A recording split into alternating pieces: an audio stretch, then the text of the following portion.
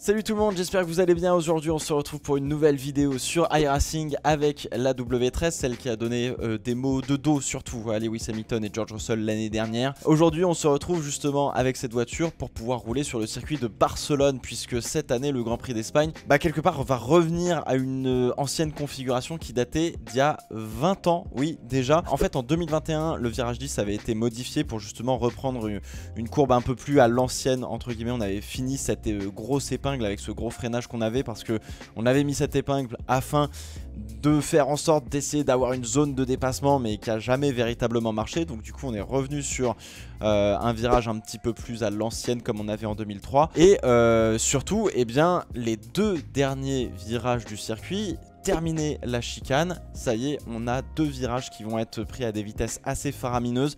La dernière fois qu'on avait cette configuration de ces deux derniers virages très rapides, c'était en 2006, c'était Alonso qui avait fait la pole. Mais du coup, la configuration de cette année, de 2023, revient à une configuration extrêmement similaire à celle de 2003, de celle d'il y a 20 ans. Donc du coup, aujourd'hui, je me suis dit, petit challenge. Michael Schumacher avait fait la pole en 1.17.762 en 2003. Et avec les deux derniers virages comme ça, avant qu'on ait la chicane en 2007, Alonso avait fait la pole en 1.14.648, ce qui est assez étonnant parce que mine de rien au final l'épingle du virage 10 faisait aller un peu plus vite, ce qui est un petit peu étonnant, mais bon bref, c'est pas grave.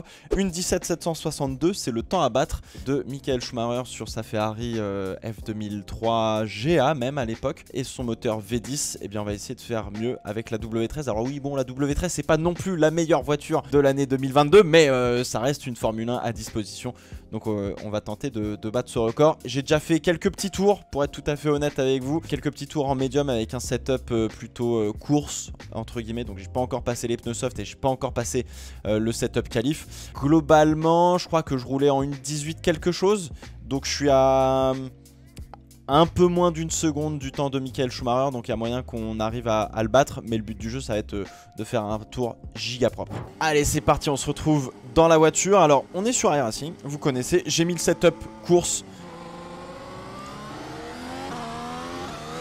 Excusez-moi, faut passer les vitesses correctement histoire que la boîte apprenne.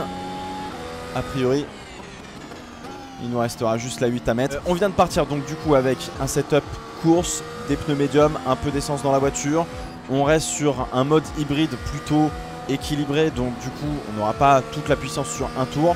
Juste histoire pardon, de sortir un petit peu et de faire quelques petits tours. Discuter aussi un petit peu de ce circuit de Barcelone, parce qu'on revient à une configuration à l'ancienne, vraiment à l'ancienne, hein. C'était il y a 20 ans. Alors est-ce que ça a favorisé le spectacle? Parce que c'est la vraie question. Honnêtement, je pense pas. En revanche, effectivement, l'ajout de l'épingle du virage 10, comme c'était le cas en 2004, et puis de la chicane dans le dernier secteur en 2007, ça a jamais véritablement favorisé le spectacle, bien au contraire. Donc c'est un petit peu dommage. Donc on arrive là dans ce début de secteur 3. Normalement on devrait prendre à gauche ici, et finalement on va prendre à gauche là. Sachez que là sur iRacing c'est vraiment le circuit, là la configuration c'est celle de 2003, c'est pas celle de 2023. Encore une fois, le virage 10 sur iRacing, le nouveau virage 10 de Barcelone a pas encore été implémenté dedans, donc pour l'instant on reste tranquille. Et là, au lieu de prendre tout de suite à droite, on prend légèrement à droite ici, ça va passer quasiment à fond. Et puis là, il faudra légèrement relâcher pour prendre le dernier virage. Là, à mon avis, tu fais une petite erreur, tu prends un coup de raquette, tu t'exploses dans les pneus, peu importe qu'il y ait un gravier ou pas. Il n'y a pas les tribunes, je sais pas si c'est la config que j'ai mise moi en termes de graphisme sur iRacing, mais il n'y a pas la tribune, donc ça fait un petit peu vide. Vous inquiétez pas, tout va bien. Et on va partir pour quelques tours de ce circuit de Barcelone-Catalunya. Circuit qui a souvent donné lieu à de très belles siestes, malheureusement. J'ai envie de vous dire, après, encore une fois, c'est un très bon circuit de test, un peu comme le Paul Ricard. Parce qu'on a beaucoup de virages à vitesse moyenne, des virages rapides. Il y avait à l'époque, puisque maintenant c'est plus trop le cas, un secteur un peu sinueux pour voir un petit peu le comportement de la voiture sur des virages un peu plus lents. Mais effectivement, du coup, c'est pas un circuit qui est propice énormément au spectacle, malheureusement, parce que les zones de freinage sont extrêmement petites, extrêmement réduites. On freine très fort, mais au final assez peu. Et pour plonger à l'intérieur et tenter une attaque, c'est un peu compliqué. Donc du coup, il faut que ça se fasse sur les réaccélérations, être le meilleur dans ce dernier secteur. Et alors là je pense que les voitures, malgré leur malgré le, comment ça s'appelle, la réglementation 2022, là le Dirty Air il va quand même être présent, donc il faudra être extrêmement vigilant derrière la voiture qu'on a sous les yeux pour éviter de se faire déventer, comme on dit, de perdre un peu trop d'appui aérodynamique et justement de perdre du grip et de se retrouver dans le mur. Pas sûr que ça favorise beaucoup le spectacle. En revanche, on va arriver probablement avec des vitesses un peu plus importantes en bout de ligne droite vers le premier virage. Mais encore une fois, le premier virage, malheureusement, la zone de frein, elle est... Non, non, non. L'erreur, elle arrive vite, hein. Je vous disais donc, effectivement, eh bien, le virage 1, 2, 3, c'est des beaux virages, mais la zone de freinage va être toujours aussi réduite, même si on arrive avec des vitesses un peu supérieures. Je pense que ça va être pile poil, le DRS va être suffisamment puissant pour que le pilote qui est derrière puisse se porter à hauteur et être, au moment du freinage, à hauteur de l'autre voiture. Donc va falloir quand même défendre un petit peu en amont pour éviter de se faire avoir. Et puis derrière, en fait, si le défenseur protège l'intérieur, eh bien l'attaquant va pouvoir croiser, décroiser et recroiser dans le virage 3 jusqu'à l'attaque au virage 4. Ce dernier virage où on va le prendre beaucoup plus vite, ça va permettre peut-être d'accentuer justement le positionnement en piste pour faire des batailles dans le virage 1, 2, 3 et dans tout le premier secteur. Mais autrement, c'est pas dans ces virages là qu'on va voir normalement du dépassement, etc. En revanche, comme je vous le disais pour le Mugello il y a 3 ans maintenant, quand on y est allé avec la F1 pendant le Covid. Ce qui était génial au Mugello, c'est que les voitures prenaient des grosses vitesses, qu'il y avait l'herbe juste à côté, qu'il y avait du gravier, etc. Et que malgré le fait qu'il n'y ait pas énormément d'opportunités de dépassement sur ce circuit, au Mugello, eh bien, on avait cette impression de vitesse, cette sensation un peu de danger quelque part. Et je trouve qu'on va peut-être retrouver un petit peu ça, surtout sur les 2 derniers virages à Barcelone avec ces voitures et cette configuration. Bref, assez parlé, maintenant on va mettre un setup qualif et on va partir pour essayer de rentrer un gros tour, essayer de battre le 1.17 quelque chose, 1.17.4 je crois de Michael Schumacher. Ça devrait pas être trop difficile en vrai. Alors on se retrouve dans les setups, on va aller prendre le iRacing setup, on va prendre le Barcelona Quali. Tout simplement, on va l'ouvrir, on va se le mettre là. Juste une petite chose moi qui me dérange un petit peu tout à l'heure. Après ça me dérange pas tant que ça, mais je sais que pour certains ça fait un peu bizarre. Mettre le halo transparence, ça fait toujours un peu plaisir. Fuel level 6 kg, donc on va partir avec vraiment pas grand chose dans le réservoir. On est avec les softs bien évidemment. Donc ça veut dire qu'il faut qu'on fasse un tour de sortie, un tour d'attaque et après ce sera tout. Donc on a une tentative pour faire ça les potes. Va falloir bien préparer le tour et avoir les pneus à la bonne tempée et partir. On va essayer de monter un peu les pneus en tempée pendant le premier secteur. Et après dans le 3e secteur, il faudra juste un peu relâcher. Et en fait je pense que ici, dans le virage 10 et dans le virage 11, c'est là où tout le monde va se garer pour faire redescendre un peu les pneus en tempée et préparer le tour. Et après en fait faut partir quoi.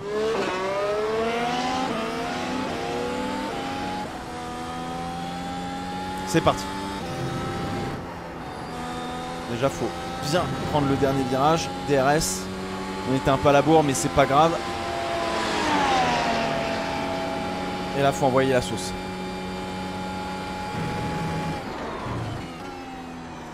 Blocage de roue.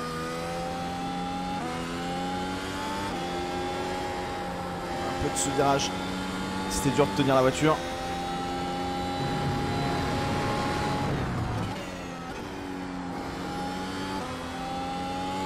Ok, ça passe en 4 ici. On a complètement loupé la corde. On va aller au bout du tour, hein. Juste histoire de voir. Ok, ici 4. Je dis, hein, je découvre un peu. Ok. Off-track, normalement ça compte pas. DRS, putain, j'ai oublié. 2.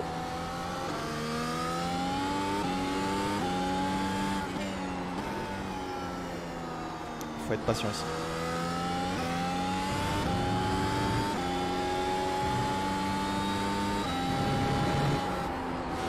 Avec la bonne voiture, je pense que ça peut passer à fond. Une 16 199. Il y a eu des erreurs, il y a eu un petit peu de brouillon. Mais une 16 199, je pense qu'on peut descendre sur les 1.15. Bon alors, on va essayer de refaire un tour correct. serait pas mal. Pas mal de virages où j'étais une vitesse en dessous. Genre ici, typiquement, je pense que la 4, ça suffit largement. On a pas mal de reprises. Il faut vraiment viser après le boudin jaune dans le virage 9. Et on va partir.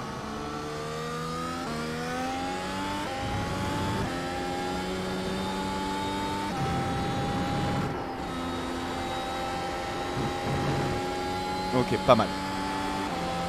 Allez, c'est parti. Déjà, on a gagné un petit peu par rapport à tout à l'heure sur le lancement du tour.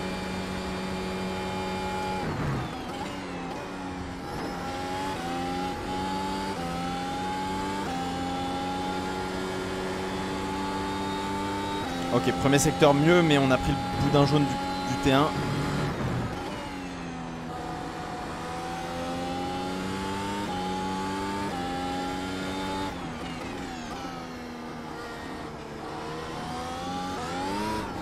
Ah!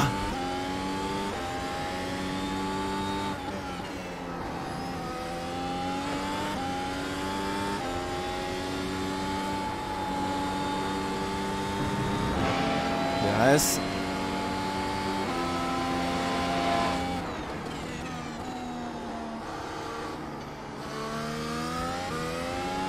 Rentrer un peu fort.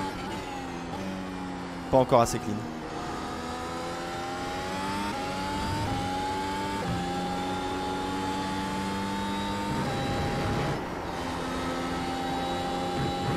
Ça passe quasi à fond. Une 15-0, punaise, on peut peut-être être en 14. Ah, il y a encore des petites erreurs à gauche à droite qui nous font perdre des dixièmes entiers en vrai. Je pense qu'on peut taper le 14. Ça voudrait dire, sachant que je suis pas pilote de Formule 1, c'est sûr, ça voudrait dire qu'avec une bonne voiture, des bonnes conditions, à mon avis, cette année, on sera peut-être en une 14-5 facile. Une 13, je dirais peut-être. Faut voir. Mode quali on. Et on part. Et là, je me tais.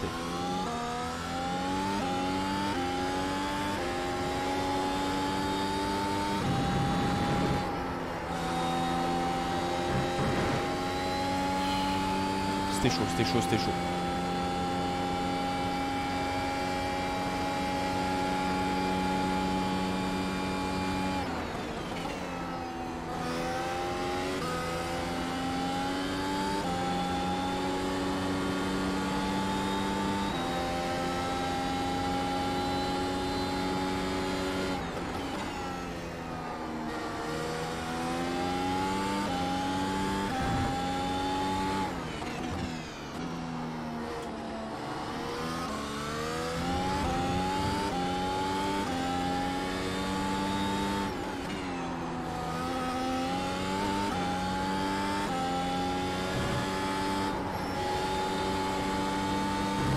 J'ai pas voulu passer à fond, punaise.